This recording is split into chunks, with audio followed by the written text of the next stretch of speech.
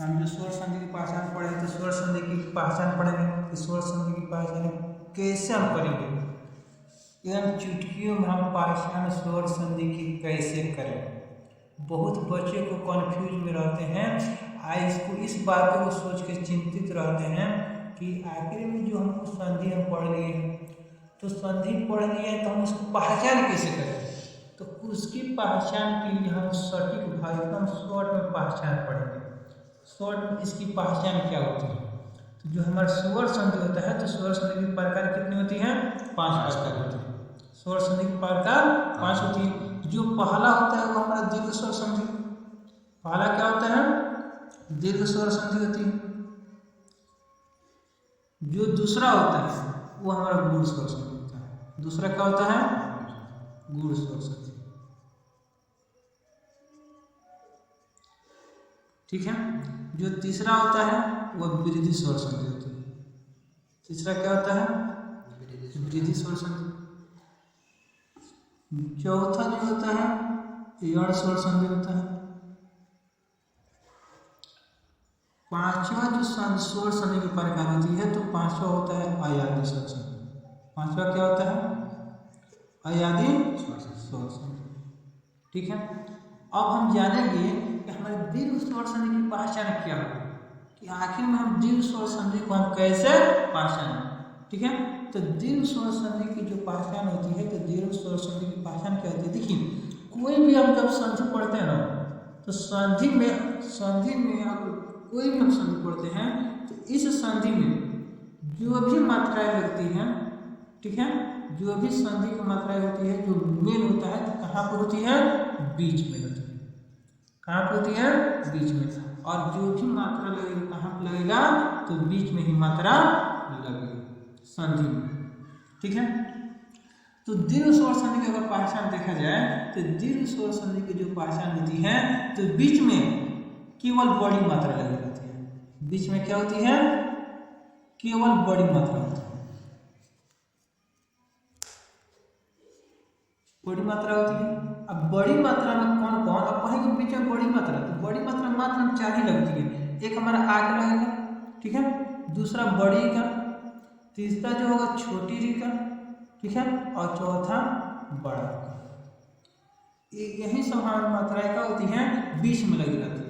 दीर्घ स्वर संधि की जो भी अगर हम देखें, ठीक है, मात्रा यानी पहचान, तो इसमें जो भी मात्रा लगी रहेगी तो कहाँ लगी रहेगी, बीच में। और वो भी कौन सी मात्रा लगेगी, तो बड़ी मात्रा। बड़ी मात्रा जैसे बड़ी मात्रा में कौन कौन है, हमारा आ है, बड़ी है, बड़ी री है, ठीक है, उसके बाद से क्या है, बड़ा हुआ। यही 4 मात्राएं बीच में क्या होती है, लगी होती है। जैसे हम अगर देख लेते हैं एक उदाहरण में, तो उदाहरण में क्या होता है, जैसे मैं अगर दीवार, गिरिंद, ये सभी मात्राएं कहाँ, जो बीच में मात्राएं बड़ी लगी होगी वही हमारा क्या होगा, दीर्घ स्वर संधि होगा। तो दीर्घ स्वर संधि की मात्राएं कहाँ लगती हैं, बीच में लगती है। ठीक है, कोई दिक्कत। अब देखते हैं गूढ़ स्वर संधि। तो गूढ़ स्वर संधि की पहचान क्या होती है, तो गूढ़ स्वर संधि की पहचान होती है ऊपर केवल एक मात्रा लगा रहता है। ऊपर कितना मात्रा लगी रहती है, एक मात्रा लगी रहती है।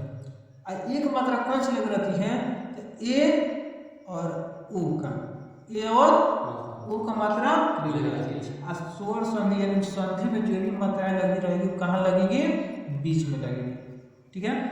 तो गूढ़ स्वर संधि की पहचान क्या होगा कि अगर हमारा संधि के अगर संधि में हमारा ऊपर अगर एक मात्रा अगर जिसमें अगर लगा रहता है, अब पूछ देता है कि बताइए कि ये हमारा कौन सी स्वर संधि का उदाहरण है। तो अगर ऊपर एक मात्रा अगर लगा रहेगा तो हमारा कौन सी संधि होगी, तो गूढ़ स्वर संधि होगी। उदाहरण ले लेते हैं, तो उदाहरण में हमारा जैसे में लिख लेते हैं, तो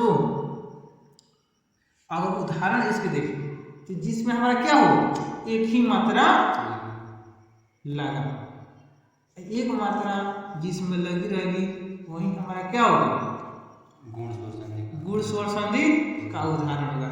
जैसे हम अगर देख लेते हैं, अगर इसका देखें तो हमारा सूर्योदय क्या होता है, सूर्योदय,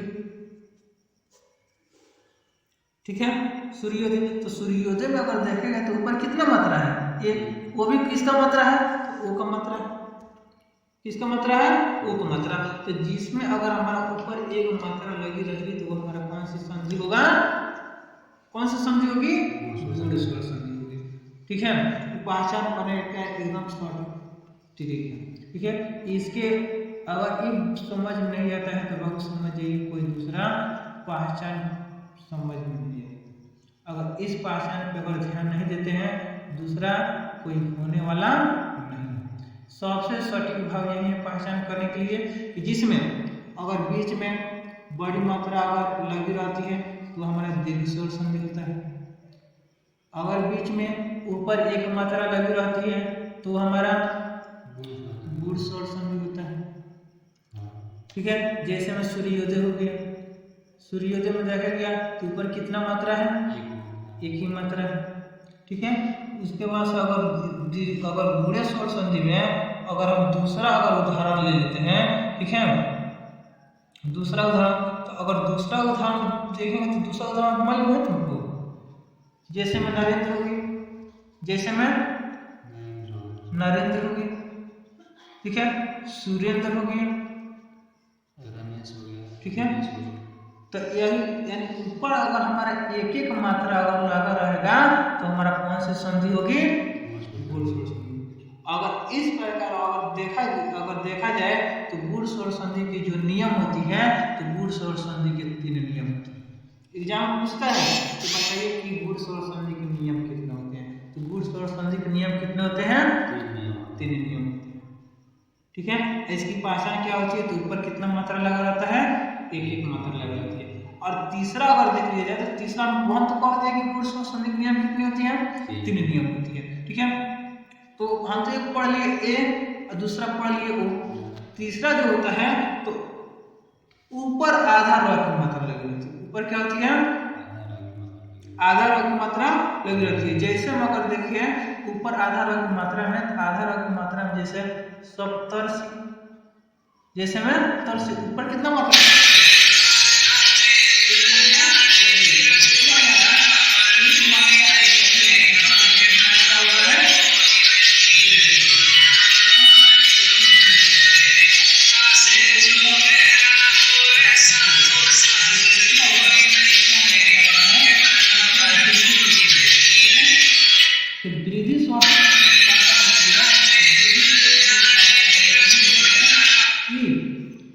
इसमें ऊपर दो मात्रा लगे रहते हैं, ऊपर कितना मात्रा लगे रहते हैं, दो मात्रा लगे रहते हैं। अब वृद्धि स्वर संधि की जो नियम होती है तो वृद्धि स्वर संधि के नियम कितनी होती है, 2 नियम होती है।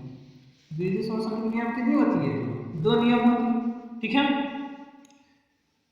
इसकी पहचान क्या होती है, तो ऊपर कितना मात्रा लगा रहता है, 2, ऊपर कितना